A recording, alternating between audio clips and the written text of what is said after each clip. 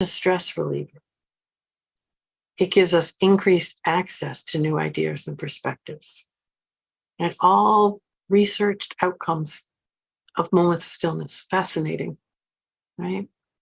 An intentional act of restoration is what I like to think, that I am intentionally choosing a moment of stillness, creating a moment of stillness to nourish my system, to restore my system. And you have a bunch of articles here that, again, they're all open access, so you can read about them. You can see about noise, silence, stillness, and what happens with all of that. Right, so stillness is a complicated nervous system experience. Right, so what happens when our biology doesn't support stillness? Right, has there been a moment recently? We can reflect for a moment. Has there been a time recently when you really needed to be still? You needed to sit still or become quiet, move into silence. Was there a moment?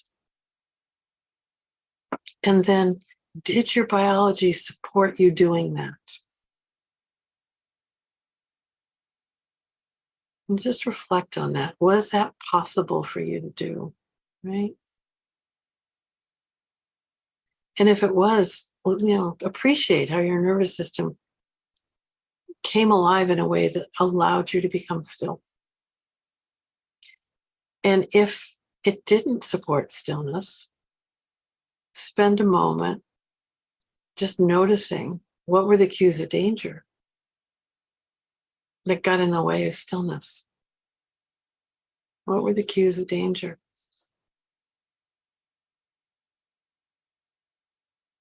And if we can identify the cues of danger, sometimes it begins to make more sense to us, right? And sometimes just identifying that, there were a lot of cues of danger, helps us not be so self-critical, right? Because again, it's your biology. Something in that safety danger equation either supported or didn't support stillness, right? So the question becomes, how do we move into feeling safely still without activating survival? Right? How do we do that? I'm going to invite you to do this short practice.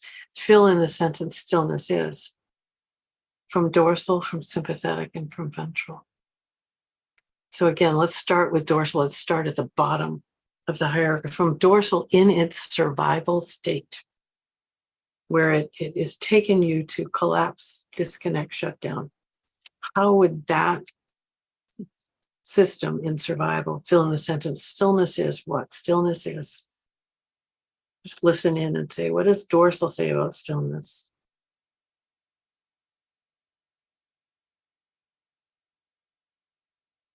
So my dorsal equates stillness with shutdown, with disappearing. Stillness is the place where nobody can get to me.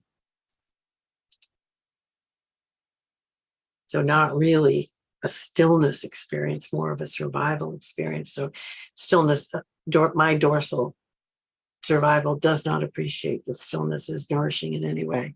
What does your dorsal say?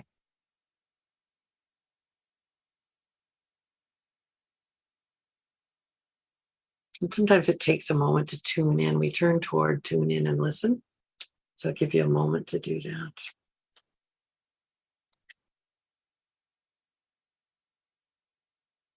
Okay. Now let's move up the hierarchy. Again, we're moving from oldest up the hierarchy. So sympathetic next. Sympathetic survival, fight, flight, anxiety, anger, those twin pathways of sympathetic survival. What does your sympathetic survival state say about stillness? Yeah, I was just listening, and mine said, there's no way you are ever going to stillness. I said, okay, I get it. It was a strong statement that stillness is not safe, right? What did your sympathetic survival system say?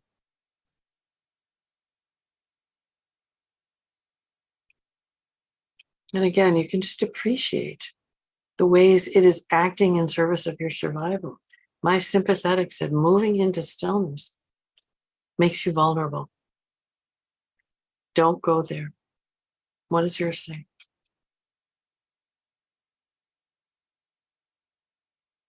Then let's come to ventral. And again, whenever we're doing any of these practices, the rule we want to follow, if there are any rules, is always end in ventral. Do we want to end our experience in the state of safety and connection? So come to ventral, bring alive some of that energy of ventral, right? And what do you hear about stillness from that place? What does ventral have to say about stillness?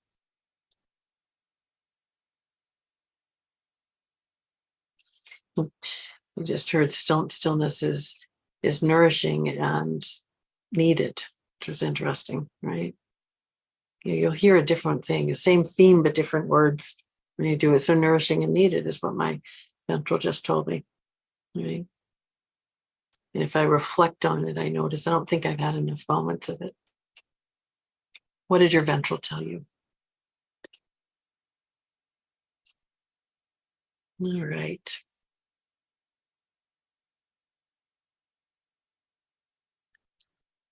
Oh, so words. I do love words, and poetry is a way that we can create an experience of stillness, that we can enter into an experience of stillness. So I'm just going to read you this short poem, and I'm going to invite you to write a piece of poetry for yourself. But this is a John O'Donohue poem, and if you know John O'Donohue, you'll recognize how connecting his words feel, how heartfelt they feel. And if you don't know him, I hope you will get that. So, you have traveled too fast over false ground. Now your soul has come to take you back. Take refuge in your senses. Open up to all the small miracles you rushed through. Become inclined to watch the way of rain when it falls slow and free. Imitate the habit of twilight, taking time to open the well of color that fostered the brightness of day. Draw alongside the silence of stone until its calmness can claim you.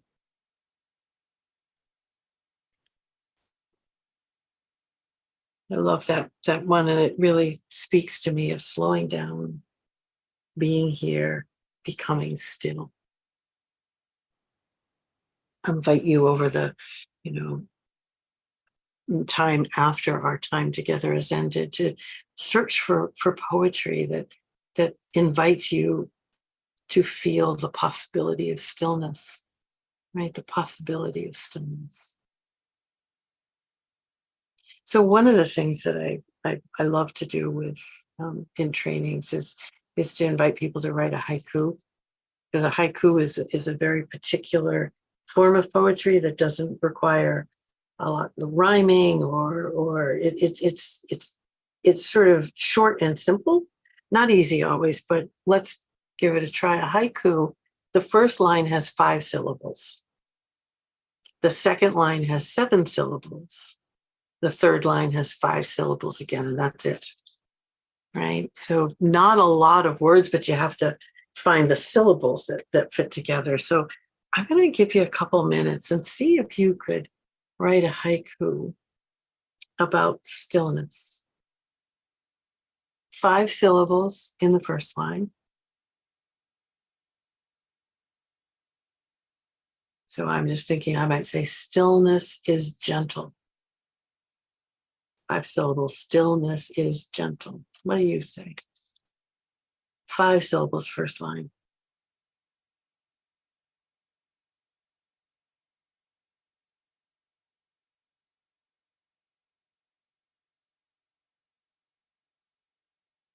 Second line is 7 syllables.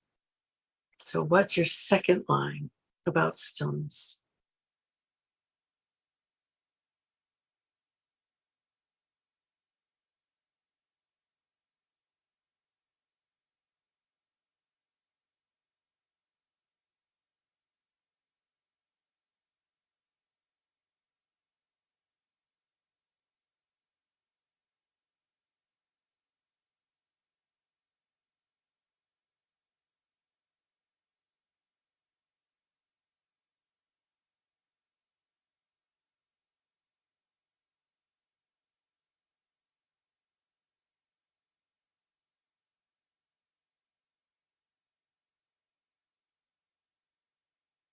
I enter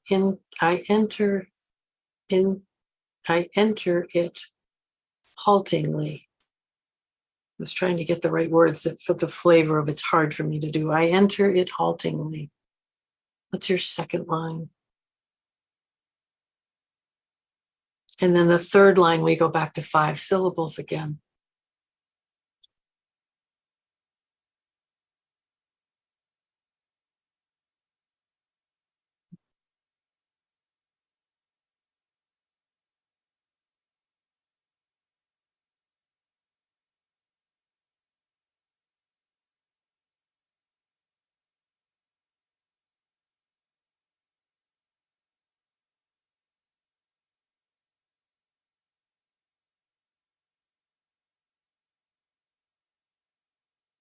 Five syllables for your last line.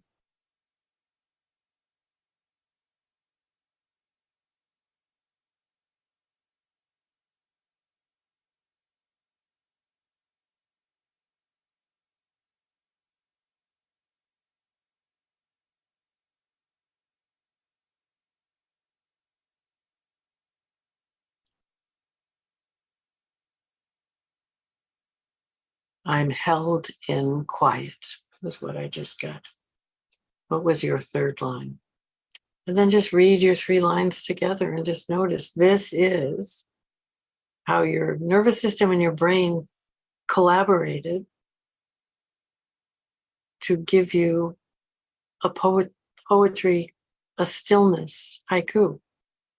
Just read it to yourself.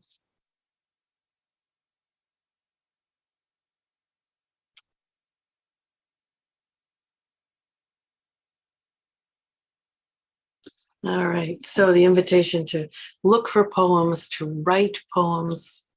Again, if we think about the third organizing principle of co-regulation, right? Share poems, right? Share with someone. Find a safe someone to share your poem with or to write poems together. Again, we're always looking for ways to invite the nervous system into safe connection with others. You might even invite someone to come into a moment of stillness and then write from that moment. Lots of ways to play with this.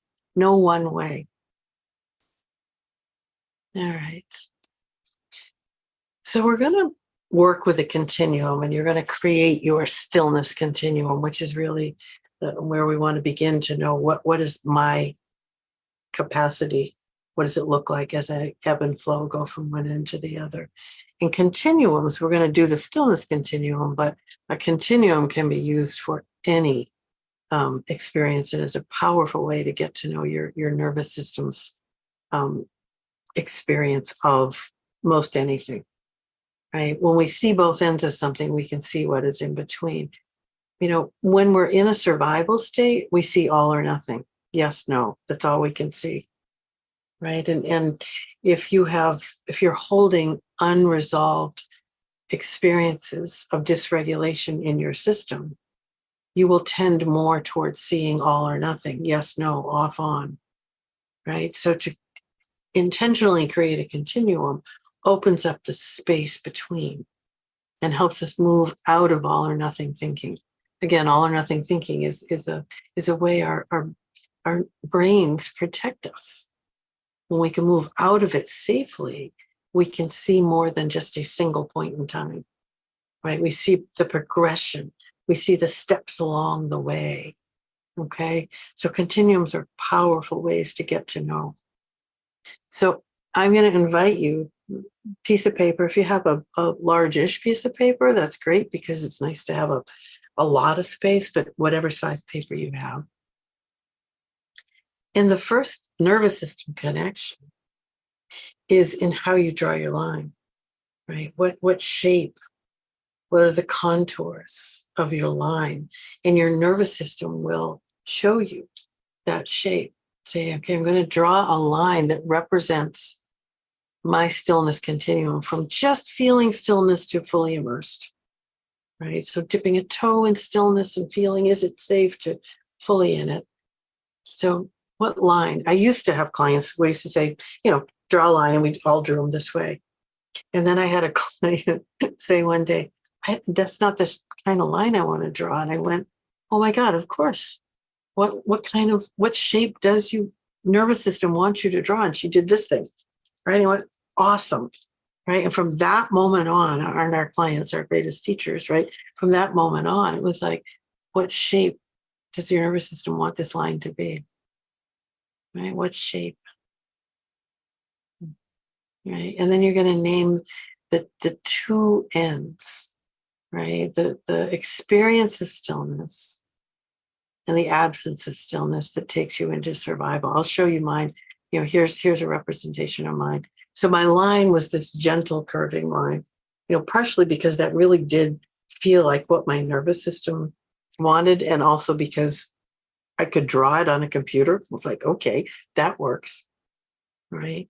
And you can see I have labeled both ends, right? The left hand and numb, right, is the absence of stillness. The right hand, at peace, is the presence of stillness. So again, draw your line and just label your two ends. I did mine absence to presence, left to right, but you can do yours up, down, left, right, right, left, doesn't matter. Again, it's your brain-body collaboration that will show you. So label the two ends first.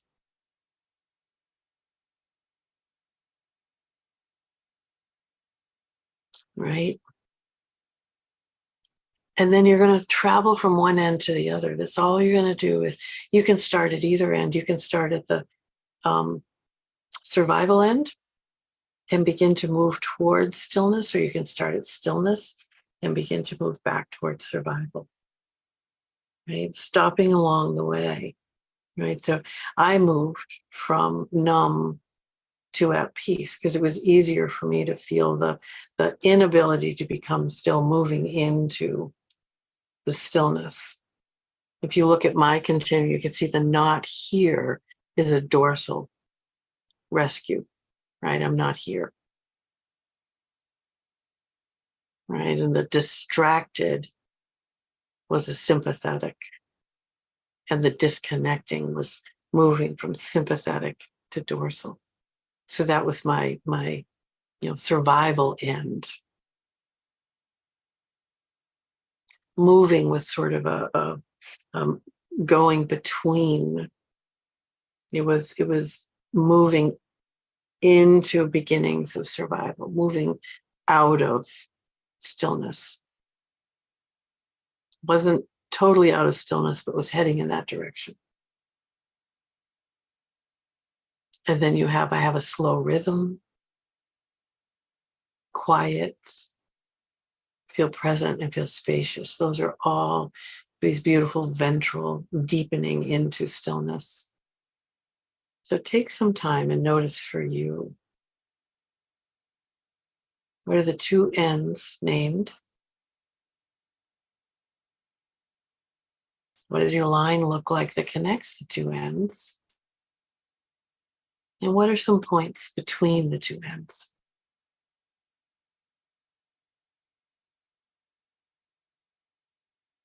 And again, that continuum is going to follow your hierarchy, right? When you are, in stillness, that's the ventral is really taking hold, and then you can move through sympathetic into dorsal. So just noticing, take a moment to create your continuum.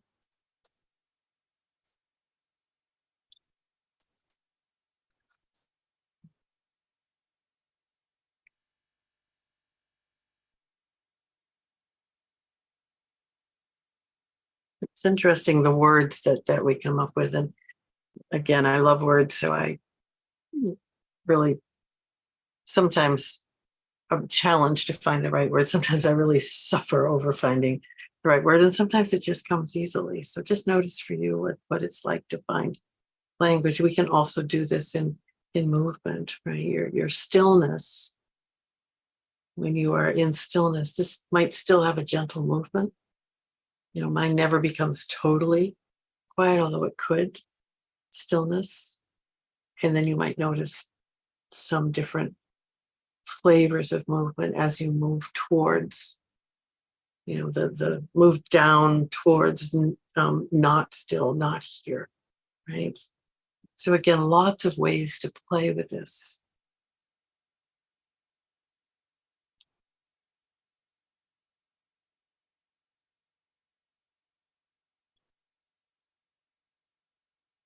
And you can always return to it, right?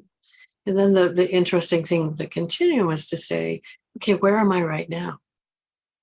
Right? If I'm looking for a moment of stillness, where is my nervous system right now? Right? Because then I know, sort of what I need to do. Right? All right. Let's give you a last moment to play with that.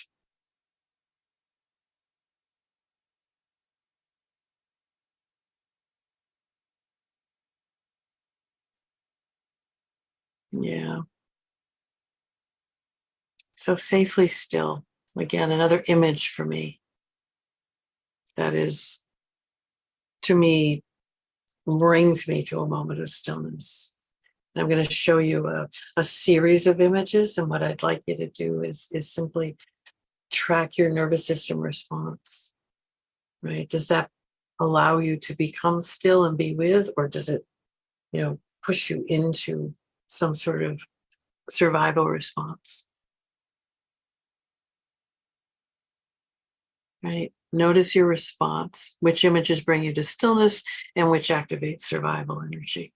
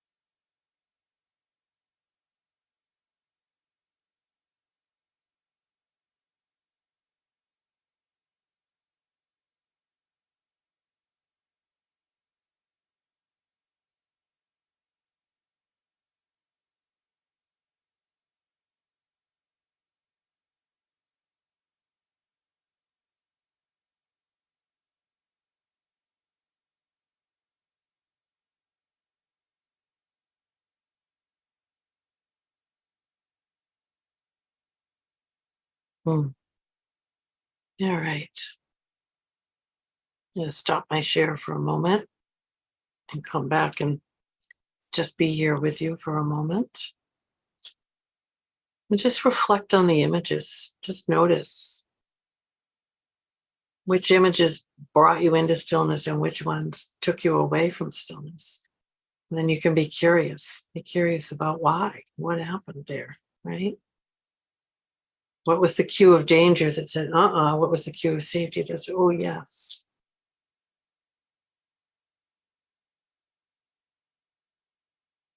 I'm going to do one more piece, Cindy, identifying our need for stillness. And then I think I'll stop and do a few of the Q&As. I noticed there are gazillions and we won't get through a lot of them, but I'm going to do a few of them. And then we'll go back and do some more experiential practices. But I want to give the nervous system a bit of a break in a moment. So Just take a temperature reading inside for a moment and notice how you doing. Right? How you doing? We've been 90 minutes, right? 90 minutes of sort of learning, experiencing, exploring. And even though may not be doing a lot of work, your nervous system's working very hard, working very hard.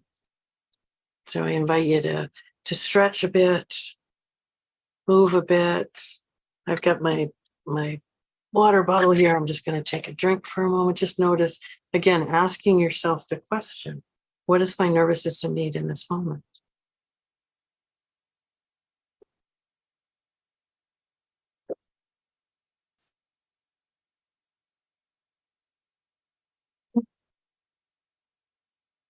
All right, I want to do one more piece about how do we know? How does our nervous system let us know that we need a moment of stillness, or that we've been in stillness and it's time to leave stillness and return to engage and return to action? All right. So again, this is a nervous system, and then the brain's going to give you the language. Right. You've got the autonomic response, and then you've got what happens in the body, which is the nervous system's giving you a body sensation. Then you can have a feeling, and then you can have a behavior, and then you have the story. But that's the progression that happens. We have the state, which gives us the body sensation. Then we can have a feeling, lead to a behavior. Those can go either way. It can be behavior and feeling. And the last piece is story. Right. So let's think for a moment, because the question I get asked, well, how much stillness do I need? Right. And that is a question we want to each ask our nervous system. How much stillness do I need now, today, this week, in this time of life I'm in what's happening in my world in this moment? So I'm going to invite us to sit with that for a moment, to sit with that question. And let's start with, how does your nervous system let you know you need to slow down and become quiet? What are the cues it sends to you? What are the cues? What's the body experience first, right?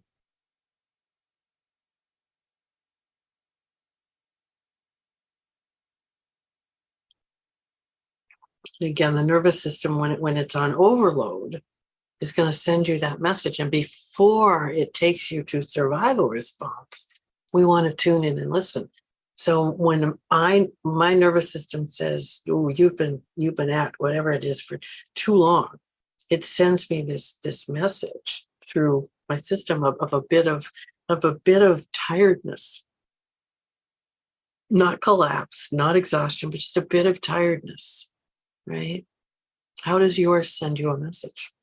A quiet message. We want to listen when it's quiet, because if we don't, it's going to get louder and louder. So how does it send you the first quiet message? Through your body, and then maybe through a behavior, letting you know it's time to take a rest. It's time to become still for a moment. A feeling, it's an emotional feeling.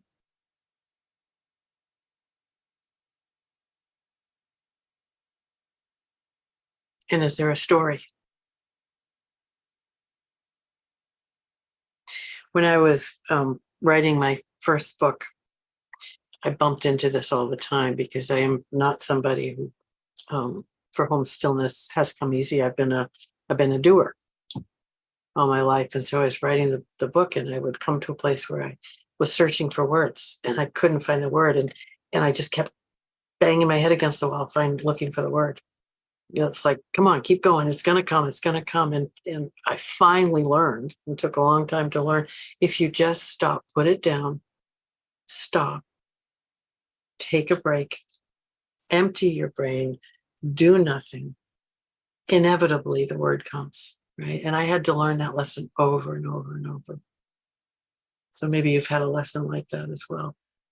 So I learned to listen earlier before I felt like I was banging my head against the wall and exhausted and angry and frustrated and hopeless, and all of that sympathetic and dorsal survival energy flooding me. And the story, of failure and it can't do. Just take a moment, stop banging your head against the wall, which was the image I used. Just stop banging your head against the wall and sit for a moment. So again, what works for you?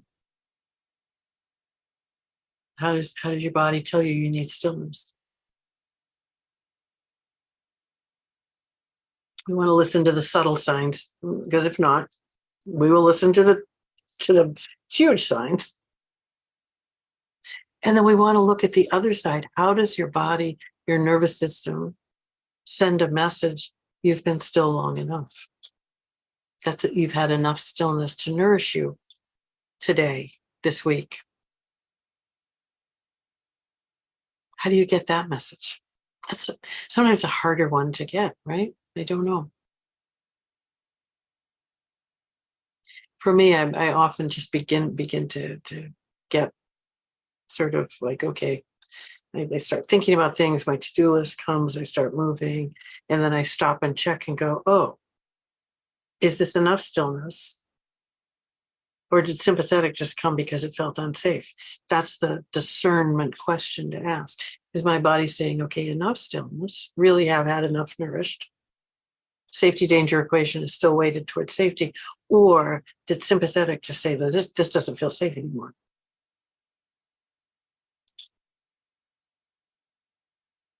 If it's the safety danger equation tipping towards danger, then I can explore that. It's interesting. We gather the information. I still am not going to sit in stillness because now I'm biologically unable, but I can be curious about what was that brought that. If it's yes, you're nourished enough, then send some gratitude to my system and go on with my day, right? Again, we do a lot of information gathering as we begin to build in a new practice to figure out what works, what's too big a challenge. Again, remember, we're stretching our system, but not stressing our system. That's the continuum we're using. We stretch, and then we savor and celebrate the new experience, right? Stretch and savor, stretch and savor. There's a midpoint line. Again, this is another continuum. There's a midpoint line that when I'm on that line, I'm tipping from safety to survival, from stretch to stress. And when I move over the line into stress, I'm now in a survival response, and I can go from stress fully into survival, right? So your nervous system, we gather the information. Was that enough? Did I feel filled by that moment of stillness? And it was enough. I was on the stretch and savor, lovely. Or did I cross into stress and my nervous system said this isn't safe anymore? In which case I'm going to, come back into movement, and I'm going to be curious about what happened.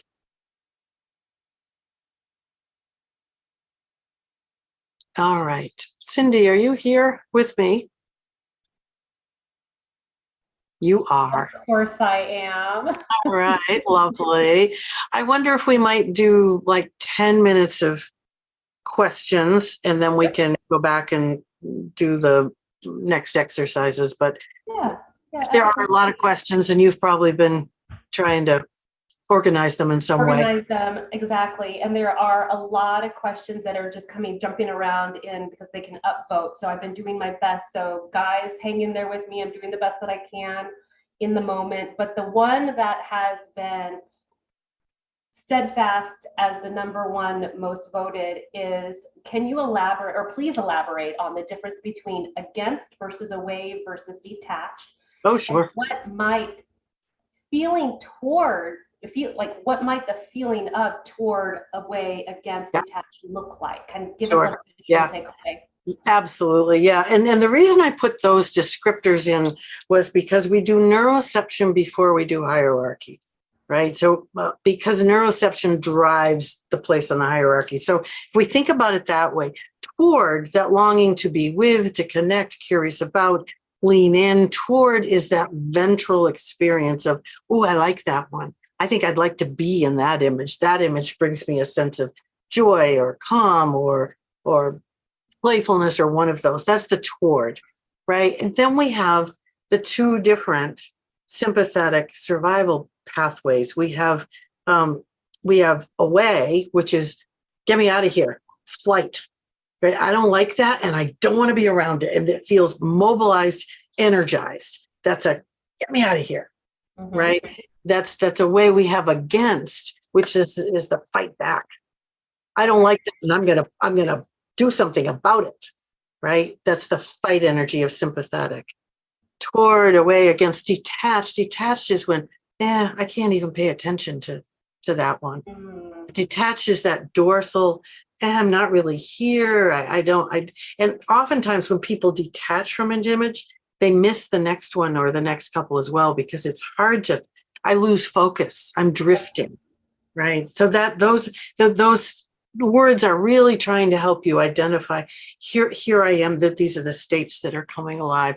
So that's good to know. And thank you all for asking the question. Yeah. Yes. Okay. Next question. And this is, I'm going to kind of put two questions together for you, but Sure. really talk about the same thing. How would you coach a client to become more attuned to their nervous system response? And could their nervous system responses be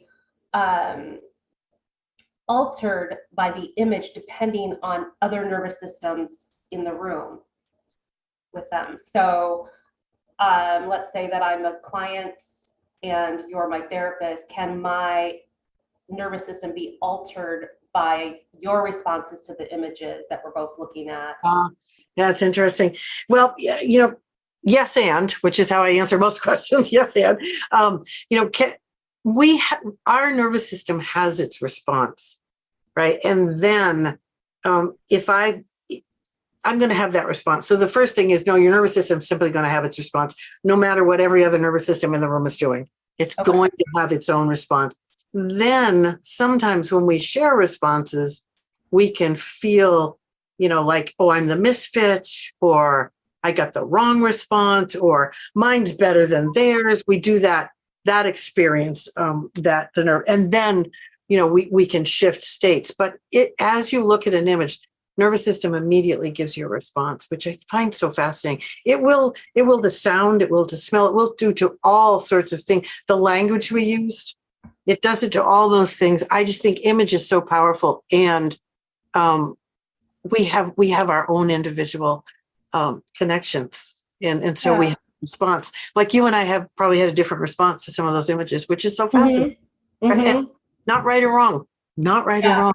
What was the other part of that question? I forgot it. Sorry. You answered it, but I'm also going to loop in another kind of similar question. So, can you speak to the level of sensitivity someone has and how that sensitivity impacts their nervous system?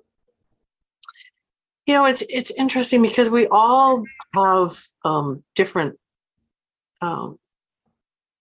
capacities to take in and stay regulated. And part of the work that I do in my clinical training programs is, how do we help people increase that capacity for regulation and for coming back to regulation more quickly? Because some nervous systems have been shaped to be incredibly sensitive, right? Perhaps came into the world with a tendency toward sensitivity, and then were met by another nervous system that did not match that in any way. You look at some parents and kids and you think neither nervous system is wrong, so to speak, but it's a misattunement, right? There's a mismatch in how we connect. And so you may have come into the world with a more sensitive tendency, and then grown up in a world that did not appreciate that, told you to toughen up or don't. And that the nervous system then feels not witnessed, not listened to, and the sensitivity will never go away. We can, I don't know whether I'd say decrease sensitivity, probably wouldn't put it that way, but we can increase our capacity for awareness and our capacity to have a filter and our capacity to know this is a situation where I'm going to feel a lot coming at me. What do I need to do to enter into that safety? And so there are a lot of things we can do to reshape the nervous system, which I think is the beauty of Steve's work and the research that's going on, saying that we actually do reshape our nervous systems. Right? We are not stuck in the patterns we have. That's what makes it such a hopeful theory for therapy. Yeah. Absolutely. And this is the next question. It's my third set of questions that dovetails very nicely into what you just talked about. How do you help a client find safety when they're in a constant state of hypervigilance? Yeah. To the extent that their parts of their bodies are shutting down, losing limb function, struggling with breathing, diagrammatic, I can't say that word, weakness. And then can you also speak to when clients are stuck in a functional freeze response? Yeah. It is so fascinating and many of us work with clients and we've got thousands of people here with us. Some of you may be living in situations that are dangerous and keep you in a hypervigilant place or take you to that dorsal disconnect collapse place, right? I think, if we think about working with clients, again, it's really, I have discovered, really filling out that safety danger equation to look for what are the cues of danger, because those become, focus of treatment. Are there some that we can reduce or resolve? Are there some that we can figure out how we work with? And what are the cues of safety that are there, but we miss because we are so focused on the cues of danger? Built into our biology is to focus on cues of danger, our negativity bias needed for survival. And there usually are some cues of safety that are there, but we miss, right? And I think in the therapeutic relationship, if we want to look at that, my responsibility is to be a cue of safety for my client, to welcome them with regulated energy and hold them in that energy so they can experience, even if it's only for tiny moments at a time, that's possible for them. Right? And to remind them that they too have a ventral vagal system. Every human has a ventral system. Every human. And to find it for even a moment in time is a reminder that, oh, that is possible. And once we get that is possible, then we can begin to build on it a bit, right? But it's a slow, patient, persistent process. And truly, as a helping professional, you are the safe experience. You are the disconfirming experience for your client's nervous system, right? Because their expectation is you will dysregulate. You are dangerous, right? People are dangerous. That's the nervous system belief that gets wired in. And as I meet my clients this way or this way, their nervous system has a different experience and something begins to shift, but it can take a long time. There's a lot of testing that goes on because the nervous system doesn't trust that is true yet. So you can see how important it is for us to be predictably regulated, because the minute I dysregulate, I then confirm to my client's nervous system, see, can't be trusted. Right. So it's hard to do. Yeah. But that co-regulation and being able to lead your client there and working with their nervous system. Yeah. So can you speak to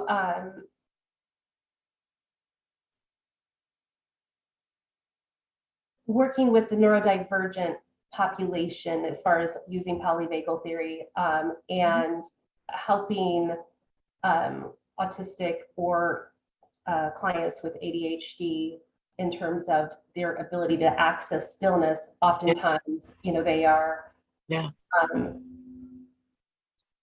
physically still, but they can't necessarily mentally be still.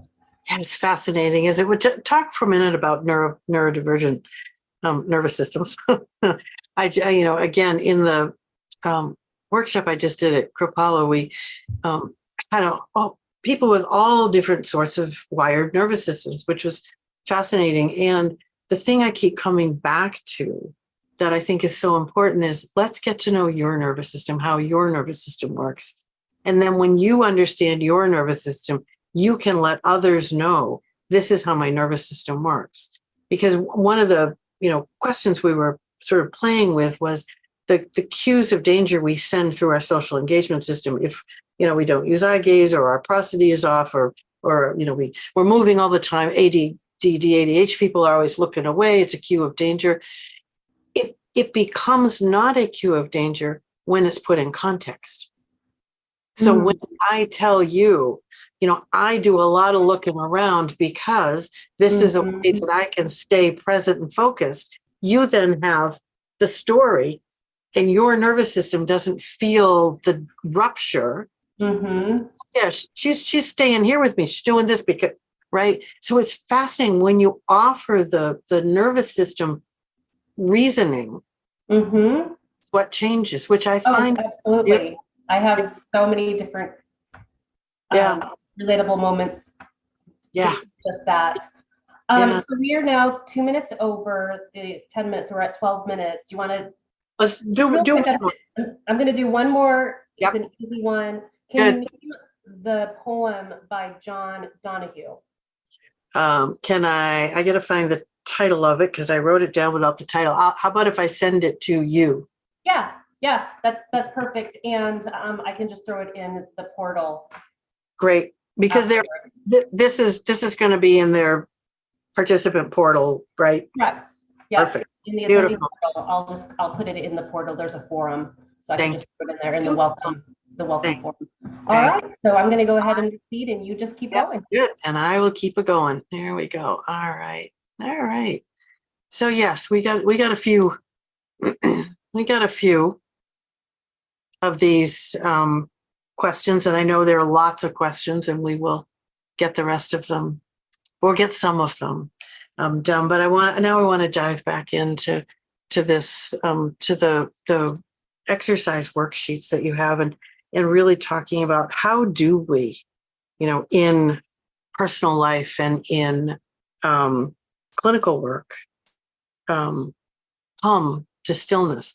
Because I do believe, just like play, we'll do a workshop on play sometime, but play and stillness are two blends, nervous system blends that are complicated. Play is easier to get to than stillness. Play is a blend of ventral sympathetic, right? So we bring those two together. Stillness, ventral dorsal, harder. We're going to play with that. But I really do believe that every clinical session should have a moment of play and a moment of stillness, right? Even if the moment of stillness is sitting together in quiet for just a moment, right? I think that is truly necessary, right? I think, and then to name it, right? Which I'm just getting my thing back up here. Because I do think moments of stillness are terrifying for many nervous systems. And I also think they're important, they're essential for nervous systems. So sometimes with a client, I would have a moment when we would just sit together in quiet. And then I'd say, oh, that was a sweet moment of stillness together, and then go back to work, right? I'm actually going to stop my share because we don't need this while we're doing that. Only I can't find my stop share. There we are, back with you.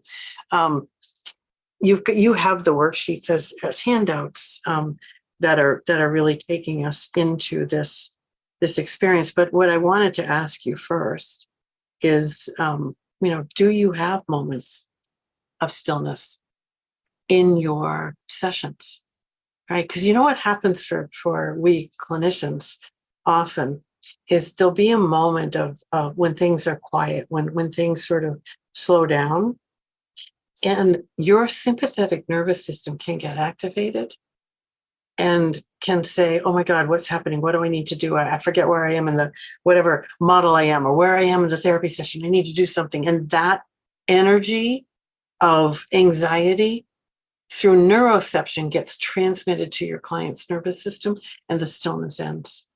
Right. So that one of the first things we want to do with stillness is learn, how do I become still myself? How can I do it myself?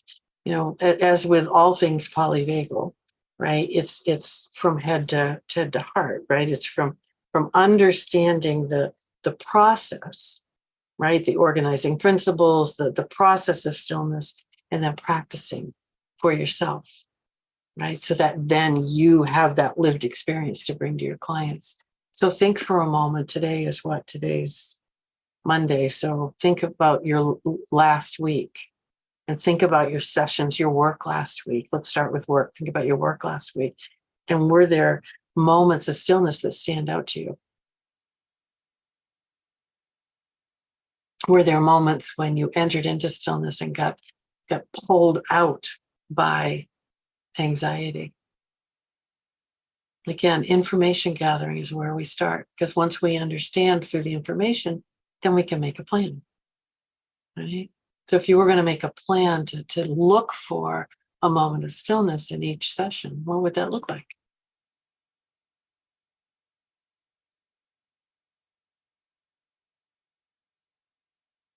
Yeah. And again, we're practicing and we want to bring it in. So then go to your personal world for a moment, because yes, we're all clinicians, but we're all also human.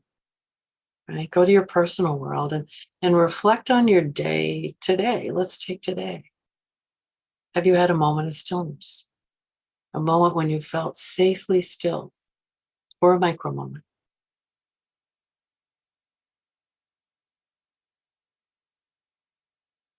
And how did your nervous system let you know you needed a moment? And how did it let you know, okay, moment's over?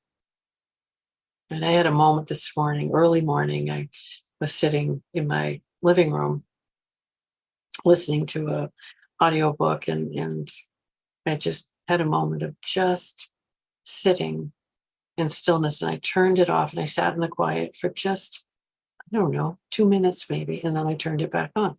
My nervous system said, well, you just need just this much, and now turn it back on and engage your brain again. It's fun, right?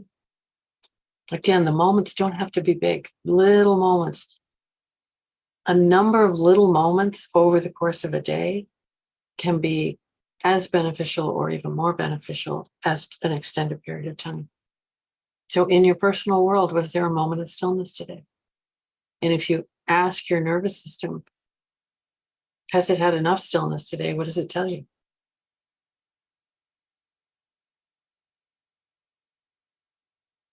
So I want to do the exercise, the attending to stillness exercise first. And you have a handout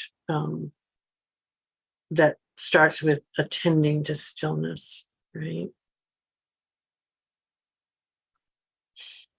Right. So this is, trying to help us discover what helps us be still. What are the restful environments? Right. So again, take a tour around your world, and what would you identify as a restful environment for you? Right. What's a restful environment? What are the components of a restful environment for you?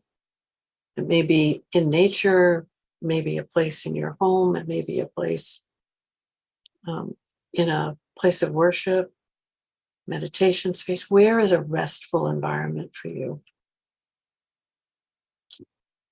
I just reorganized part of my home to accommodate my new living experience, and I notice I'm looking for those restful spaces. Not everywhere, but I need a little space that, oh, this invites me to rest.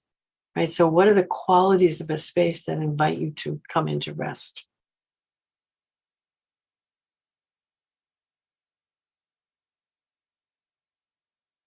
And again, remembering the compare contrast. What are the qualities of a space that feel too busy, that create a barrier to rest for you. Maybe the places that make you feel restless, right? So we have rest and restless. So compare those. What are those, right?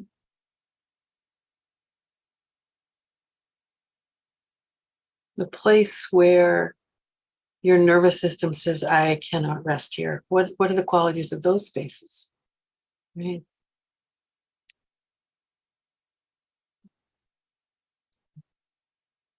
Maybe places with lots of people, lots of sound, lots of things going on. For other people, those same qualities allow them to feel safe enough to become still, right? So you're getting to know your nervous system and what's it say.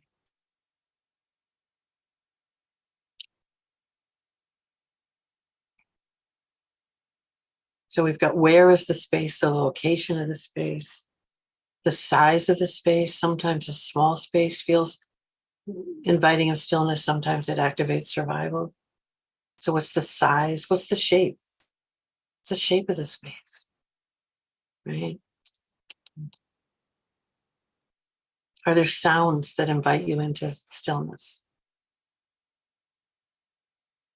Are there colors that feel quiet to you? Are there certain textures that invite that sink in and rest? Again, getting to know how your nervous system says this is rest, this is restless.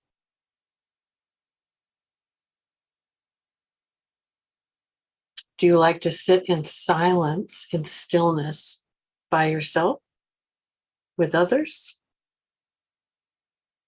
with your pet? And your nervous system will let you know when you want to be by yourself, when you want to be with others, when you want to have.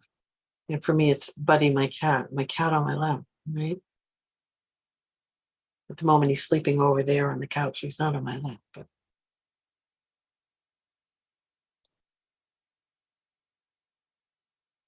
so you want to then bring together all of the qualities that you've just identified and see, can you either create a space of that or go find a place that offers enough of those qualities to invite you into rest, invite you to stillness. The beach is a place of ventral rhythm for me. And sometimes I go to the beach and I feel the joyous energy of being at the beach and feel energized and filled. And sometimes I go to the beach and even though I can walk the same walk, I feel the stillness. I feel myself come to stillness as I'm walking the beach, right? So again, there's some different qualities some days. And oftentimes it's the surf, the tide, am I alone, other people? But again, begin to think for yourself, how do I create the environment that invites me into stillness? Where is that?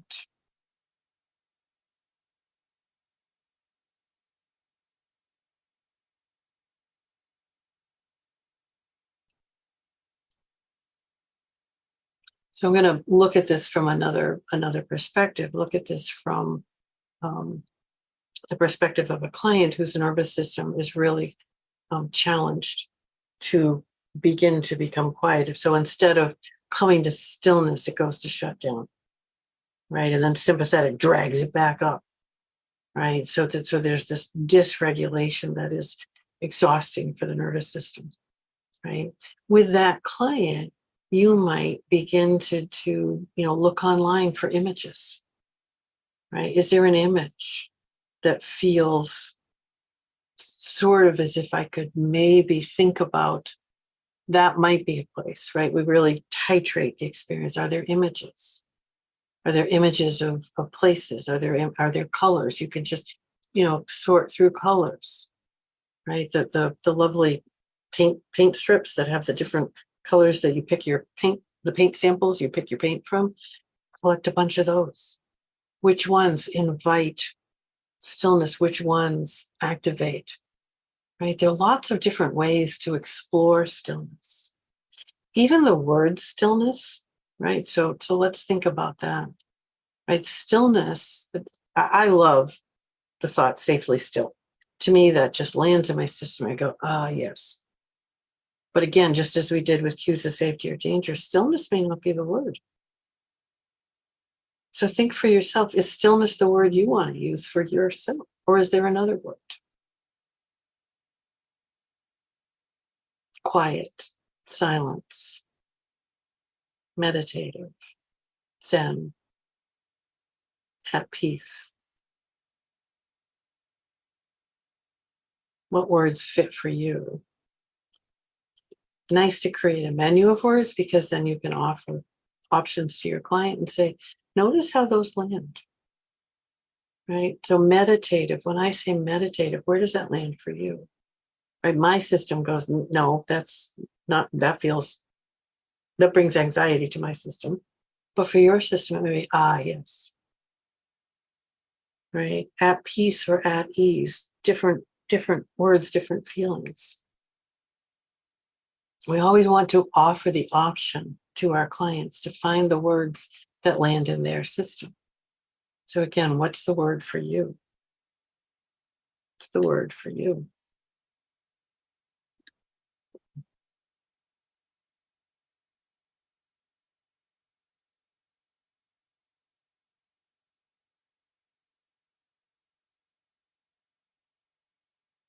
So we think, what's the word, and we can imagine a scene. So let's do the imagery piece, and you can either imagine, or you could actually draw, or you could create with pictures you cut out and create a scene. We're going to imagine, because we can't do the other together right now. But let's imagine. So bring into your imagery, into your mind, what is the scene, what's the image, the illustration of a place you could enter into and experience a moment of stillness. So don't enter into it, just create the image, right? And if you have things to draw and you're a creative, artistic person, go ahead and draw it. Otherwise, I'm going to imagine it in my brain, because I'm not. You might take the qualities that you just discovered and make those into an image. And so the first thing to do is to make an image and look at the image, so that we're distanced from it, right? We're looking for the safe enough distance so that I can contemplate it and not get pulled into feeling too much. Right? It's often where I started with clients, was to let's create the visual and look at it, observe it, right? So create your image and then take a moment to step back from it and observe it.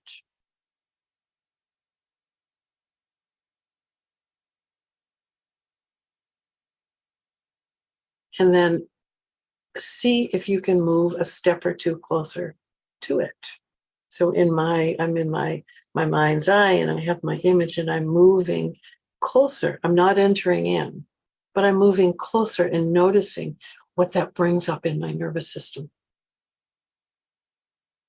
So every step you take closer to entering into the image, notice what your nervous system says. You'll get a nervous system response, either, oh, yes, like we did with the images, toward yes, anchored and ventral, safe enough. Or you'll get a slight feeling of, oh, I'm not sure, this feels like it's getting to be not stretch, but stress. So pay attention. And we want to stop when the nervous system says close enough. And that's the skill to create with your clients. And that's the place when you've created the language and the awareness, that when the nervous system says close enough, we stop and we stay there, right? We don't power through, because we get no benefit from powering through. So go ahead and keep taking steps toward. And if your nervous system allows you to enter in to your image, go ahead and enter in. and feel what it's like to be in the space you created. And if your nervous system says not at this moment, stay outside and just observe. That's absolutely fine. Get more benefit from that. So just noticing, and wherever you are, either outside, right in front of, or entered in, feel the embodied experience. Feel the pathways of inside, outside, between bring you cues of safety.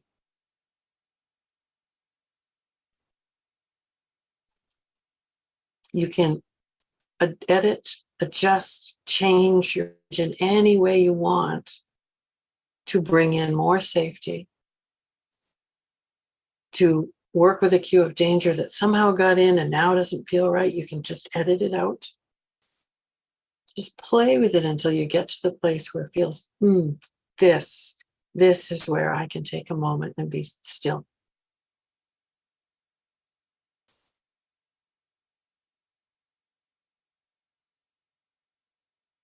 And then as you do that, let your brain bring you a story. What's the story of stillness in this moment?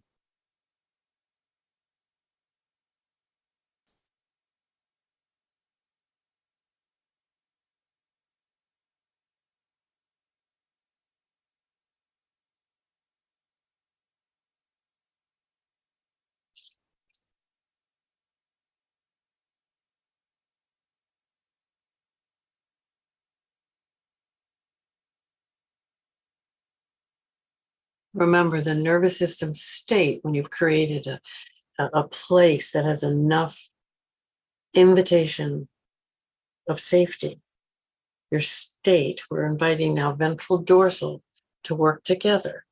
You can enter into stillness. That information gets fed up the pathways of the vagus to the brain, and the brain gives you a story.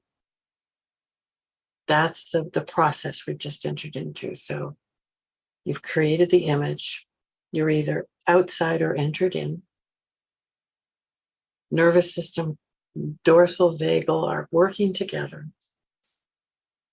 Brain's giving you a story. What's the story?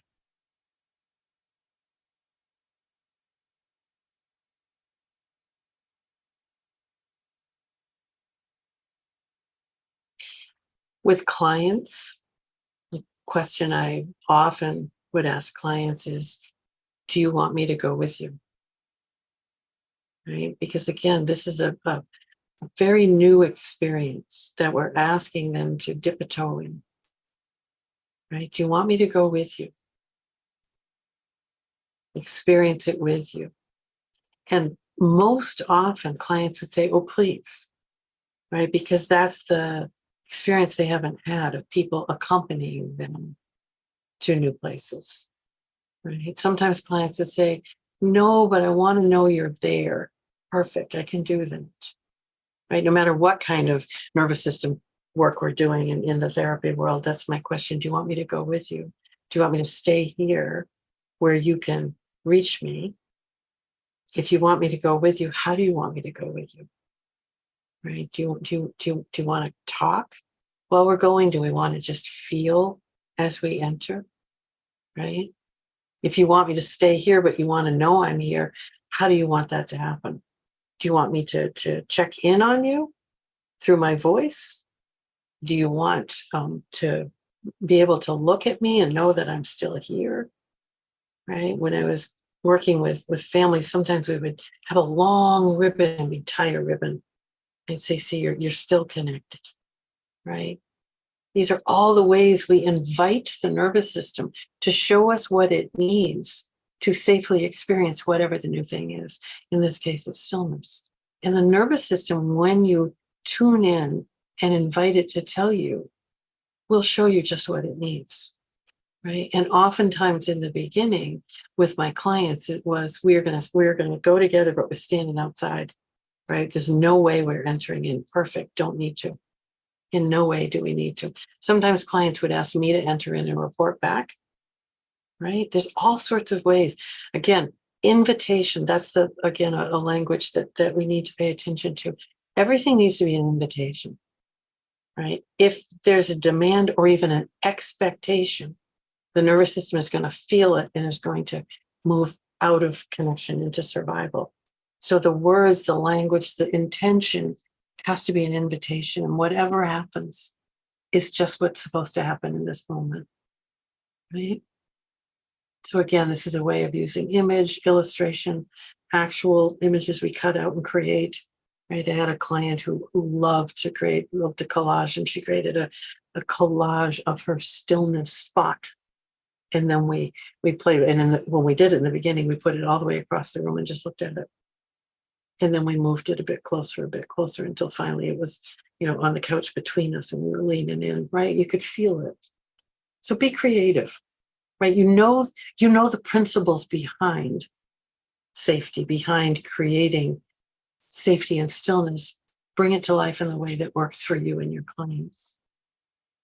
All right. So let's again think about people, places, things, all of that, because it's important to recognize, who are the people in my world that I feel safe to become still with, right? Who are those people?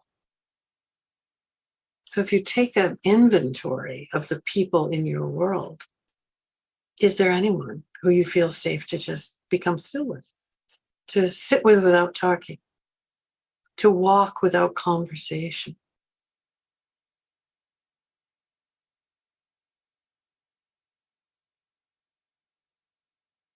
To share a cup of coffee or a cup of tea without any need to do anything except be in each other's presence, in each other's energy. Do you have a person like that? Most of our clients don't have those people, right? We are that person in the beginning often. That's a role we take on, and then we help expand that so there are others. Finding people who we feel safe to be still with can be challenging, can be hard. Right? Which of your relationships include stillness? Right? Which of your relationships include stillness? I have a couple people that I teach with, that I collaborate with, that I co-present with, that I absolutely feel safe to just be in stillness with. And then I have others that it would never happen, right? And it's interesting, again, compare, contrast. What are the qualities that make one possible and the other not possible, right? So which relationships in your life include stillness? With our clients, the therapy relationship should be a place, needs to be a place, includes moments of stillness.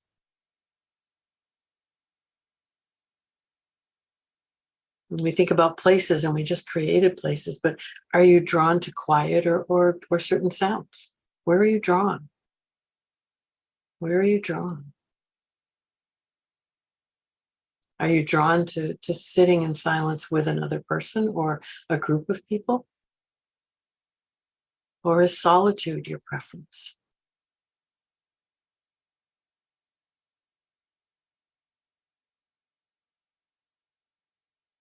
We think about solitude for a moment. Solitude, often brings along with it stillness, right? We can solitude for me is easier to find moments of stillness, and my nervous system really appreciates solitude. Again, another continuum. Let's think about this continuum: solitude to social, and we're all moving along back and forth along that continuum all the time. Right? Where along that continuum do you find it possible to have a moment of stillness? And for me, it's on the solitude end, easier.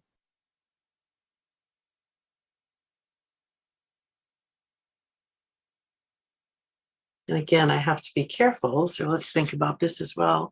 I have to be careful to notice when my solitude is moving into loneliness, right? Solitude is nourishing, lots of health and mental health benefits. Loneliness is draining and has lots of health and mental health consequences, right? So when am I feeling solitude and filling with stillness, and when does that begin to move over into the line into loneliness, right? And totally unrelated to solitude and stillness, but at the other end of the continuum, just because we're talking about it on the social end, right? We can go from social, feeling filled with connection and sociality, over the line to too social, right? So how does your nervous system show you you've moved from, really soaking in social to the survival energy of too social? I'm now overwhelmed too much, right? Because our nervous systems do that too. You can be too social. There can be too much social. We all know that feeling, right?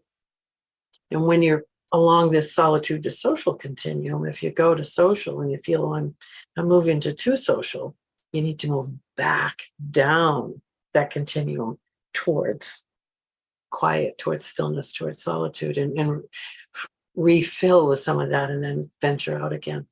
Again, we know these moments by tracking your nervous system. By the time our behavior has happened, it's too late. We've already done it. We've done whatever it is. We've rushed out the door. We've,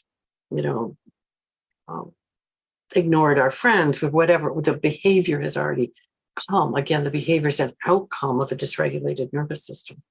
So we want to track our nervous system experience and not have to then wait for the behavior or get stuck in the story, right?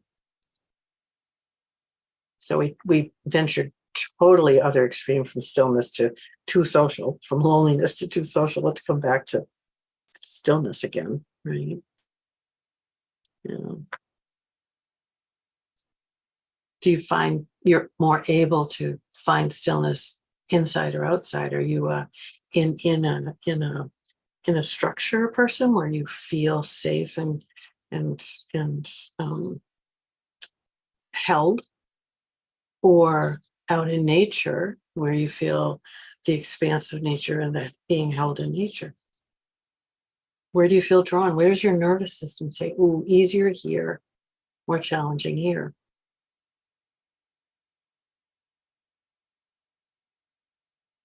And again, I'm inviting you to be curious about your own experience first, because you then have autonomic credibility when you work with your clients. Because I use my own nervous system all the time. I think it's an appropriate use of self. So say, for instance, I discovered, for me, it's easier to find moments of stillness more predictably by the ocean than it is in walking woods path, right? Again, I think when we have had our own experience and use that as illustrations, our clients come into connection with us as fellow humans, which I think is important. If for you that feels like too big a stretch for your nervous system, it's too big a stretch, it feels, it makes you uneasy in some way, still do your own work, but you can, name it in a different way by saying, a lot of people find, or other people have told me that they find, right? So again, you find the place where your nervous system feels, oh, this is the place where I can really share my experience, right?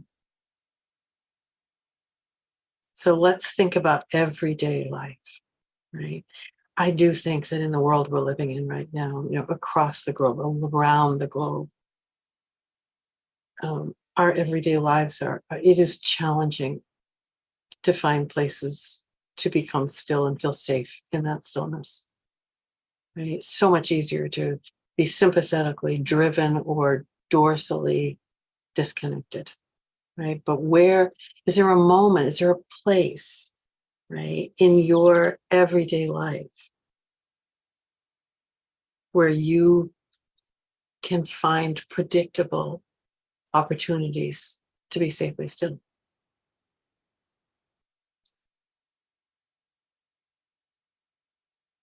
Maybe there's a place that you visited at some time in the past that brings back the memory of stillness. And remember, when we've been somewhere and had the experience, it lives in our nervous system. So we're not making it up. We're not imagining the way we did the imagine the place and enter in. It's an experience our nervous system has had and has wired in, and we can remember it and bring it back to life. So was there a place in the world you visited that you think, oh, that was a place where I could really experience stillness?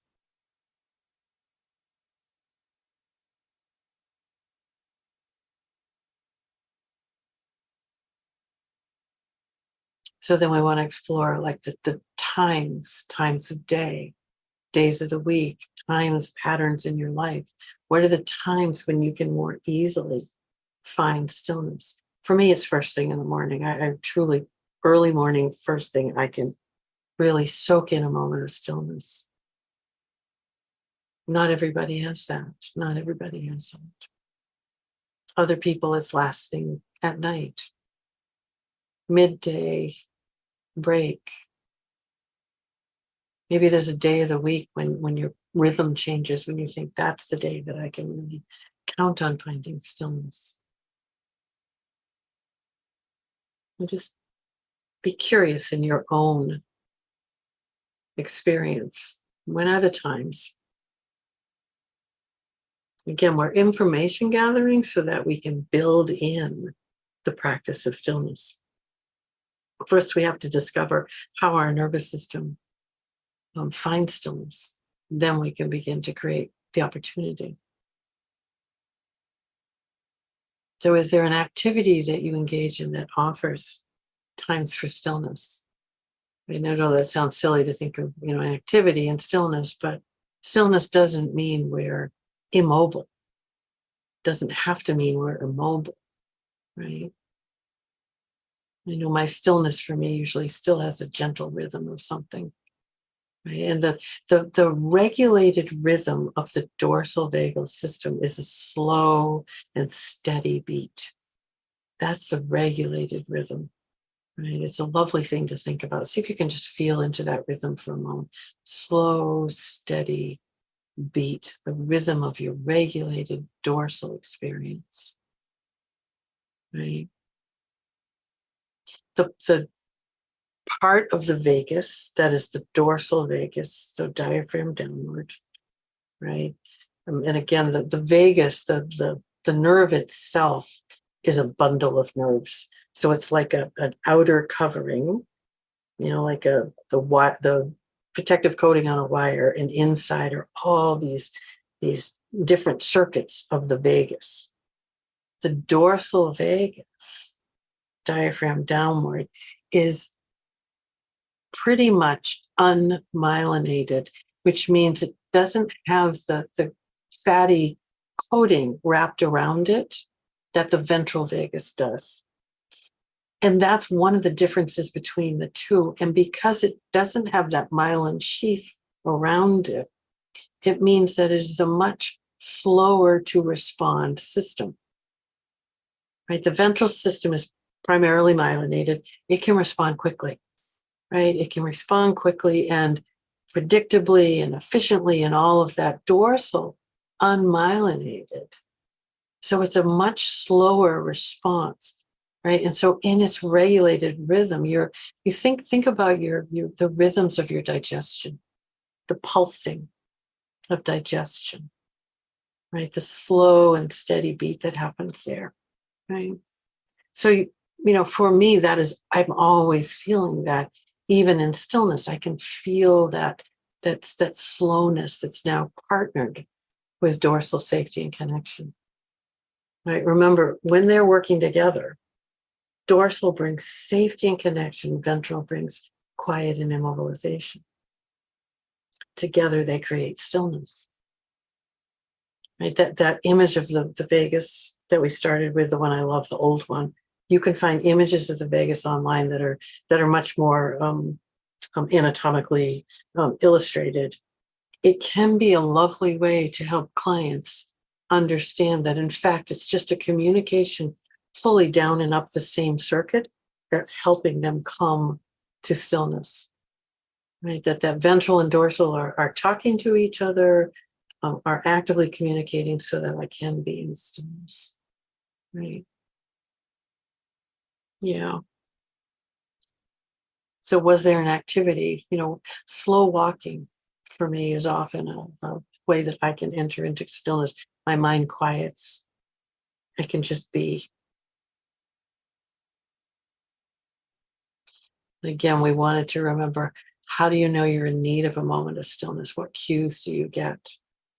Right. And can you write those cues down? Can you identify the cues so that when they happen, oh yes, cue, I need stillness. Because if not, what happens is we just get more and more and more and more and more cues until we have to pay attention.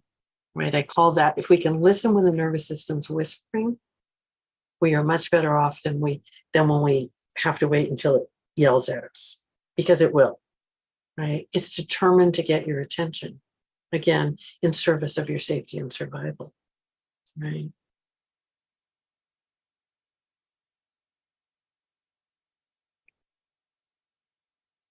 So let's take a moment, just take a moment and see.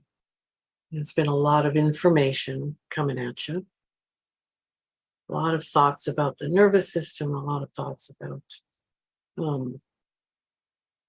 how we reach stillness. And just notice for a moment, what is your nervous system telling you right now?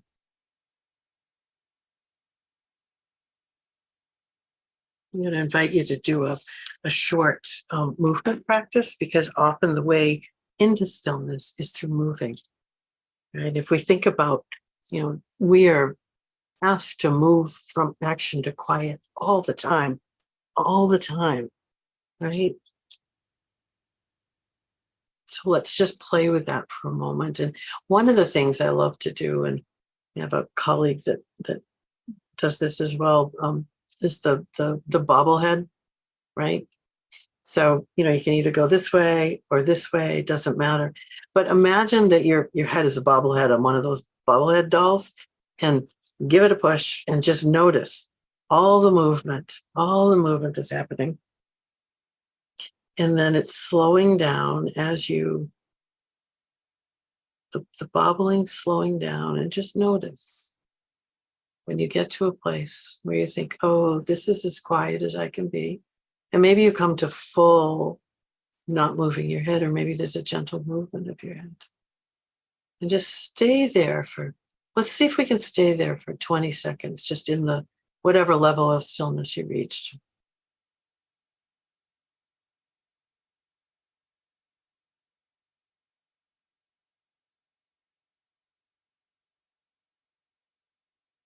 And now let your head move any way it wants, right? So that's just the head, the bobblehead experience, which I think is a lovely one. And if you have a bobblehead, you can actually do it and follow the moving from lots of movement to quiet, and then finally stillness, right? We can also do this with a full body, right? So take a moment and just rock side to side or front to back, whatever you want, right? If you're in a rocking chair, you can rock fast. If you're in a glider, I love gliders, so I'm not in one, but I love them. You can rock fast, or a swivel, right? You just do it quickly and find the place where you think, oh, okay, fast. Yep, I'm there. And now gently, in tiny moments of getting quieter, just slow it down. Again, we don't want to go from this to this. That's too big a stretch for the nervous system, too big a jump. So you want to go from this, slowing it down, to coming to, and I'm going to just keep a slight movement going because it feels good to my system, right? I could probably come to quiet, but my nervous system says that feels constraining rather than quiet, rather than stillness, it feels constrained. So I'm going to move just a little bit. So just notice for you, how do you come from action to quiet? Can you stay in quiet for just a bit? Let's try 20 seconds again. Let's notice. Can you stay in quiet, stay in stillness for 20 seconds? Whatever that looks like for you. And then let your body move in whatever way it wants, to find the place it wants to be right now, to be engaged and active and ready to do another practice. Right? Again, that's moving into stillness. Let's try breathing into stillness. Let's try breathing into stillness. And again, what is the way of breathing that supports you becoming quiet? Right? The general research around breath is that when the ratio of inhale to exhale changes, we have more ventral ease at any rate. So as the exhalation is longer than the inhalation, we feel more regulated. We can change our heart rate variability so that we feel more calm and at rest, right? Again, play with your breath,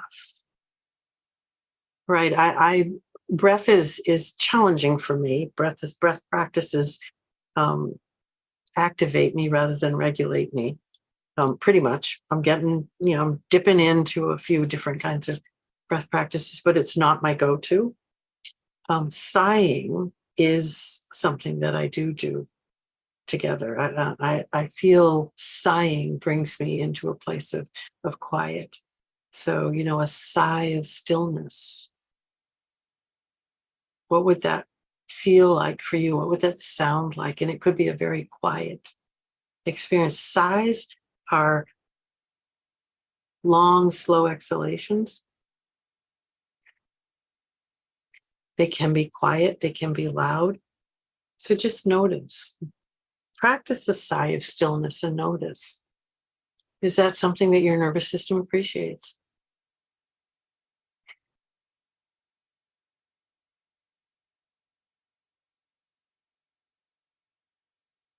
And as you exhale and sigh into stillness, is there a word that accompanies that?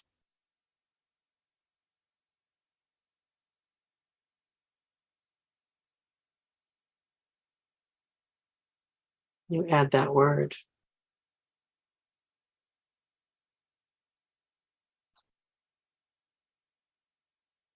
There's powerful ways of inviting our nervous system, our biology, to help us enter into the experience of stillness, right? It's not a top-down brain-driven experience. It is a nervous system bottom-up meets top-down experience. That's the best way to do it, right? So we moved into stillness. I invited you to try a sigh into stillness. Is there another breath that helps you reach stillness? Just notice for yourself. Is there another breath that helps you reach stillness?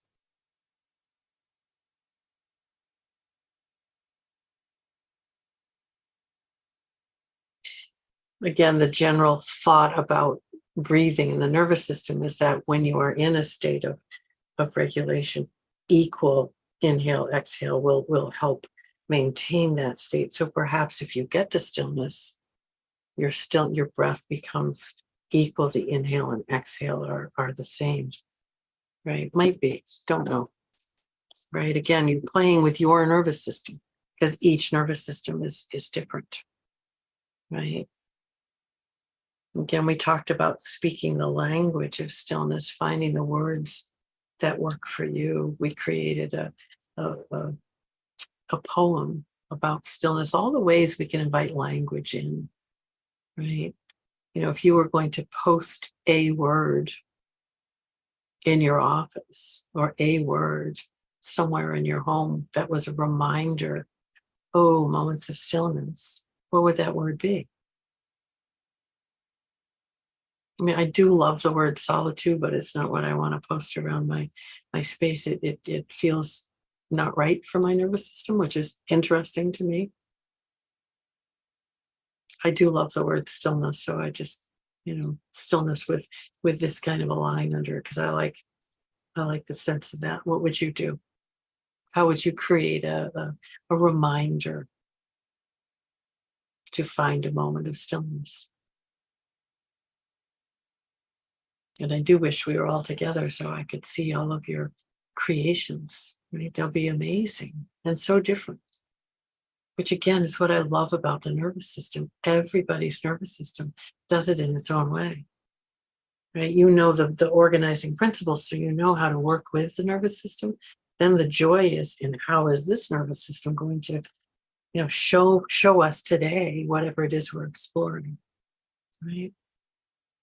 Yeah. So I'm gonna invite you for a moment to, again, a story of stillness. We've just gone through we're not quite at the end, but we'll do another little bit and then we'll have time for Q&A.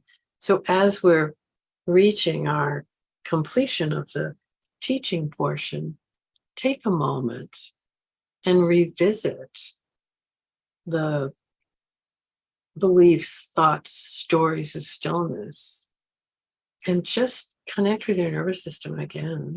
Invite your brain, right? Brain, body to work together. Right? I often put a hand on the back of my neck because that's the brainstem where all those cranial nerves of my social engagement system originate. This is where my vagus originates. It also feels kind of good to put a hand back there. So for me, I often do that and the other hand on my heart. Right? And as I'm connecting, you can move the hand on your heart to your abdomen. That's dorsal. Heart, ventral, abdomen, dorsal. You could put a hand on the heart, a hand on the abdomen, and can feel the energy flowing between ventral, dorsal. That energy that makes it possible for you to come into stillness. And just listen for a moment. What is the story of stillness that your nervous system is telling you now? Take a moment and listen. Tune in, turn toward, tune in, listen. When ventral and dorsal can work together, what's the story of stillness? Together, they tell you.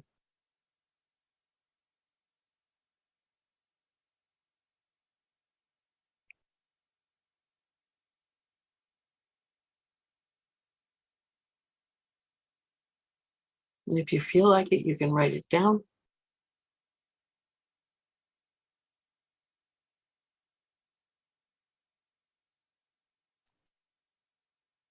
Those stories of stillness change over time, right? We get more able to enter into moments of stillness. We feel the joy of them more often. We know when we need them, right? Because our nervous system is telling us, is whispering. We don't wait for the screams, right? All of those are this is all the journey we're on to be able to, befriend our nervous system and listen to the wisdom and go where it's inviting us to go. That's if you're thinking a more, general clinical way of working, that's what we're doing. We're going where our clients' nervous systems invite us to go, right? That's what we're doing. I want to share this last slide with you because I love those stones again. That feels like stillness to me. And let's take a moment and connect in stillness. Let's see if we can all just sit together in stillness. I'm imagining all of you because I can't see you, but I'm imagining all of you, right? Sharing this amazing energy of ventral and dorsal working together in stillness. Now let's just take 20 seconds together and be there together.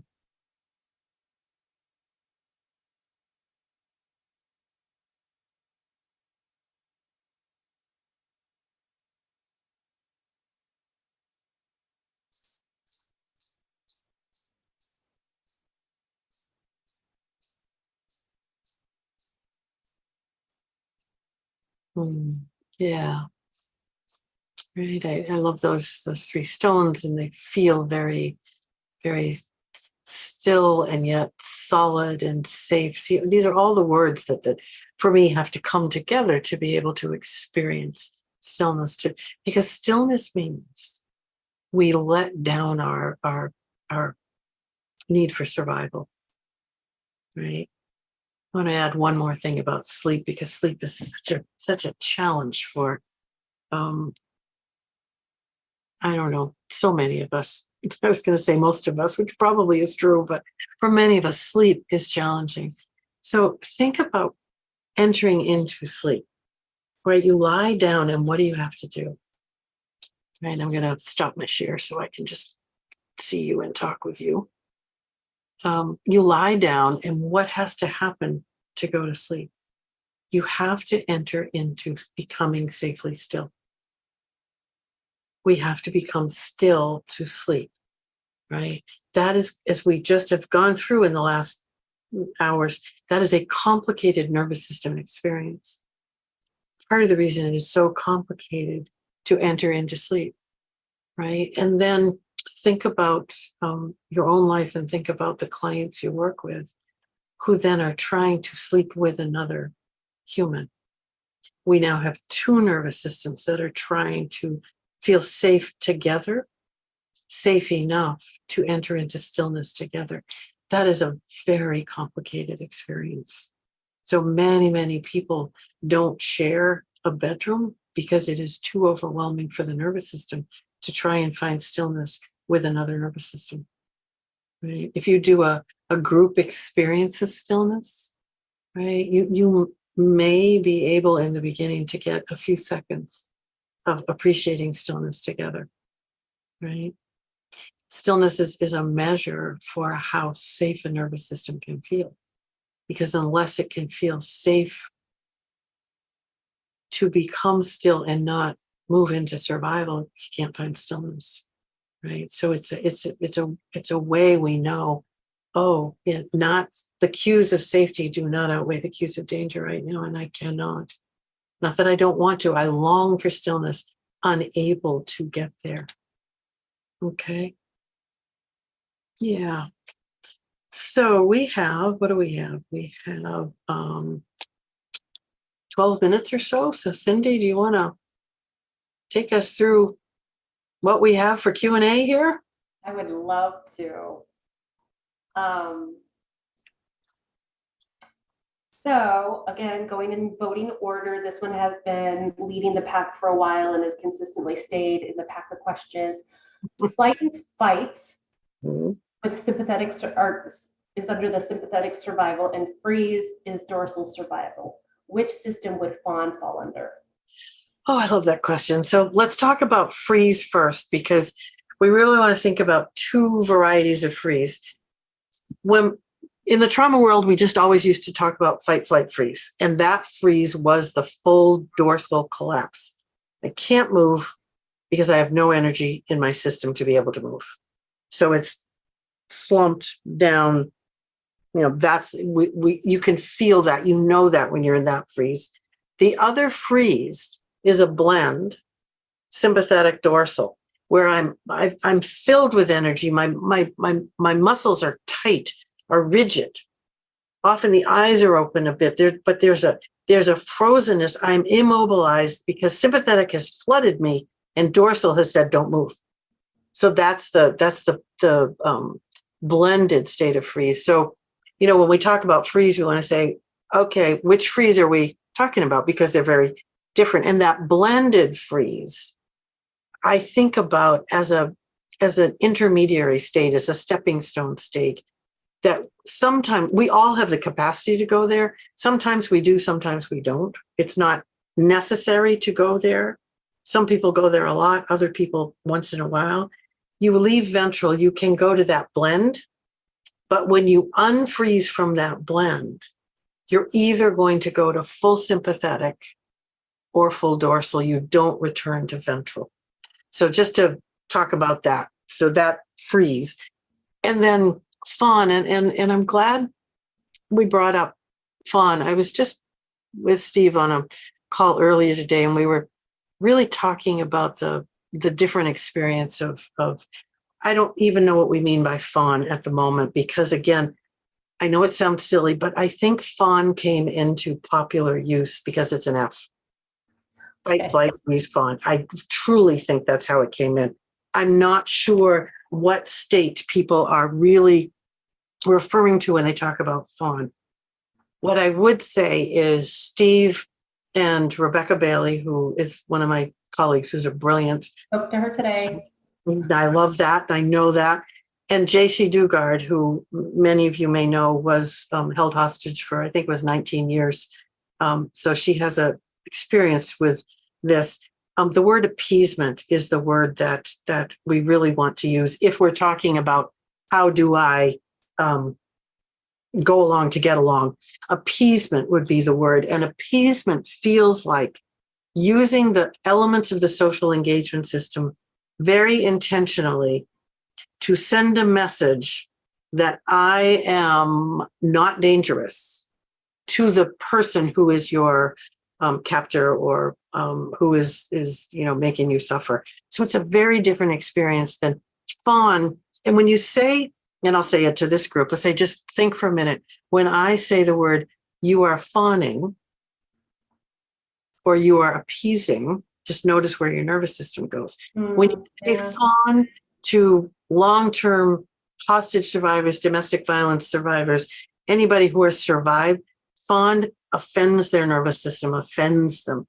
So we want to talk, because they say, I didn't submit. I actively tried to survive by appeasing. So appeasement is the word that I encourage you to use, if that in fact is the experience we're talking about. Yeah.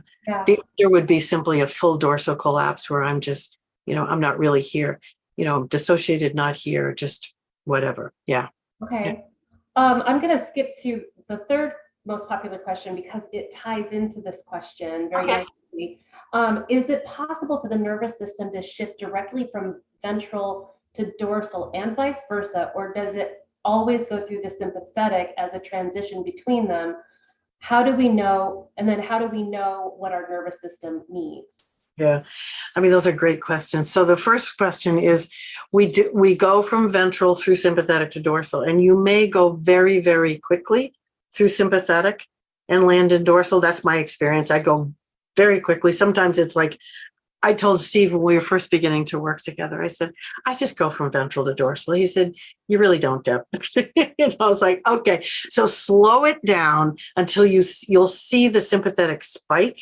That might be really quick, and then you might get dumped to dorsal, right? And then on the way back, remember, dorsal, not enough energy. I need to bring some energy back in. So it's bringing the energy back in that is your trip through sympathetic. You don't travel through, or we don't want to travel through sympathetic fight and flight. That just creates this unending loop of sympathetic, dorsal, sympathetic, dorsal. We want to travel through sympathetic in its regulated, bringing me some mobilizing energy so that I can then find the way to ventral. And that's a skill that we have to practice for ourselves. It's a skill we have to teach our clients, because we don't necessarily just know how to do that. Right? Yeah. Absolutely. Yeah. And what was the second part was, how do we know what our nervous system needs? I mean, that's the learning curve for all of us, isn't it? And, in my, clinical trainings, we do an expanded process of mapping the nervous system. Today we just did what are the emergent qualities? And, then we would, really understand and map each of your states and what are the stories that come there. So once you've done a true, really, in-depth map, then you ask your nervous system, what does it need? And it's going to tell you from your map where it is and what it's longing for, right?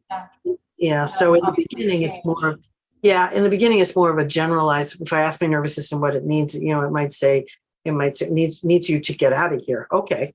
Right. And you just listen to what it says. And as you do it more, it will become more nuanced. Sure. Thank you. So this one has to do with polyvagal and IFS. Ventral feels like the IFS connection of self, can co-regulate, and dorsal and sympathetic feel like protectors. Would you care to comment on this? Yeah, and I think that is true. Absolutely. I think self is one of the emergent qualities of ventral, and I don't think you can find self unless your biology is in ventral. I firmly believe that. Sympathetic holds some of your managers who are working, holds some of your firefighters who actively, do things to protect you. Dorsal, I think, probably is where our exiles live, because they're holding the shame around the story. And I think some of our firefighters live in dorsal as well, the ones that dissociate, disconnect, numb us out, right? For me, and I am IFS trained. So, putting these two together is an easy integration. People are more and more doing that. But for me, you enter into a state. And when you enter in a state, all of the parts that inhabit that state are now available to come out and take over your system. So in sympathetic, you have a whole range of parts: managers, firefighters, the ones that carry anxiety, the ones that carry anger, the fight, all of that in sympathetic. And when you enter into sympathetic, you never know which part's going to come out and take over. Right? You can't predict which part. You may have one that more often does. So you begin to get, again, we're looking for patterns. The same is true in dorsal. Dorsal opens the door for all of those parts to come out and take over. Same is true for ventral. Ventral self is there, yes, but I also have lots of parts that are regulated and help me wander through the world, right? And so, when I'm in ventral, I have access to all of that. So, for me, I look at the state and then what parts are there. So that's been a bit of a shift for me in working with parts. Yeah. Oh, cool. Thank you for that. Next question. How would you recommend individuals in dorsal survival connect with others while maintaining a level of emotional maturity? If someone is desperate for connection, how can they ensure their approach is appropriate and doesn't cause further harm? For an example, coming on too strong and then being rejected. Yeah, you can't. In survival, you can't, right? I mean, in survival, we are simply going to do where the nervous system takes us, where it drives us. So, and that's the hard part about this, because in sympathetic, we're driven to reach out. And I could come across as way too needy and overwhelm your nervous system, or you to me, right? And I leave going, oh my God, I can't do that, right? That's the relational interaction that happens all the time. Relationships, we work with couples, that happens all the time. And if we can then afterwards, when we get a little ability to reflect, we can reflect, then we can learn from it, right? But you really need a good guide to be with you, to help you, right? Because it gets messy, and we all go to that messy place, every one of us, sure. Right? In dorsal, it's more often people look at you as you've given up, not trying, right? Because that is the nervous system experience. Why bother, right? So then I just stay in my house and I isolate, because the nervous system says, don't reach out. No one will be there, and you're just going to get hurt again. And this is that we have these two competing drives: the drives to survive and the longing for connection. Mm-hmm. They aren't working together. We either end up in that dorsal isolation or the sympathetic, I'm too much. How many people do you know in your life who you might identify or have been identified as too much, right? That's a sympathetic drivenness. Maybe you've been identified. I know I have at times too much, right? Right. My nervous system is overwhelming the world. So when you're in that state, it's really hard. The thing to do is, when you're not in that state, that's the time to do some proactive planning. To when I feel that coming on, if this, then I will do this. If that beautiful way to broaching. If I feel, an intense drive to reach out because I'm so lonely, then I will. And I'm going to fill that in and give myself some options, because if I've done it when I'm not in that drivenness, then I know, I've written down what might be helpful. Again, great work to do with a therapist, great work to do with someone who can help you navigate that if-then scenario. Yeah. Sure. Thank you. So one last question that I think can round us out here is, how do we get buy-in from the medical community, let's say psychiatrists and other doctors? This person's experience is that most of them are not open to polyvagal, but they're more open to CBT and other forms of treatment. Yep, they sure are. Yep, absolutely agree. It's interesting. We're building a community of polyvagal informed psychiatrists. I have psychiatrists and MDs in most of the trainings that I do nowadays. And the invitation for them is to take it back to your colleagues, because they have the credibility to then say, this, let's explore that, right? Right. We have people who are working in medical settings doing some research, and as we get some data, because medical settings are data driven, right? Then we will have a little more of that information to share. But really, it is finding those lovely, amazing doctors and psychiatrists and people who are surrounded by doubters who come to a training and say, yes, this makes sense. And then they go back and spread the word, which is what I hope everybody on this call will do. We'll take this out into their worlds, right? Absolutely. And you even referenced a slide early on with Steve's most recent response to Yes. Some, I guess, negative. No, there's controversy that's going on in that world. Right. I stay out of that world, but yes, we have to. And so he wrote this beautiful article. Yeah. So go there too. Yeah. Yeah. Well, go ahead. Sorry. No, I was just going to say the fight they're having is about something that happened in our evolutionary history 400 million years ago. It's like, really? So I just had to say it works. It works. So yeah. And I feel like you and Steve and others have put language to something that we've all experienced. Yeah. Just mapped it out for us. Yeah. And maybe I can just say, I know you and I talked earlier. I know there were lots of questions that we didn't get to. What I really would love, and I know you said we can do, I would love people to spend the next 4 to 6 weeks exploring stillness.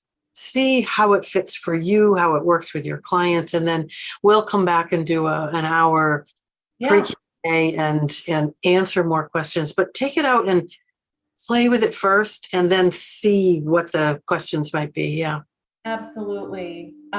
We will work on setting up a date and time for a live 1 hour Q&A that you'll get an email on in the next, I don't know, maybe let's say give us a week to kind of schedules and whatnot. But Deb, I want to thank you so much for your time and expertise. It's always such a pleasure. It's been lovely to talk with you and learn from you. So today is no different. And I want to thank all of you out there. Thank you so much for your participation, your engagement, lots and lots. I mean, it's over 100 questions that we have. It just is 99 plus on my screen. So thank you. And we'll work on that date and time. And also don't forget to check out the portal for other exciting opportunities to learn from Deb. And I guess with that, we'll go ahead and say goodbye, everybody. And thank you again, Deb. Bye, everybody. Bye-bye. Bye.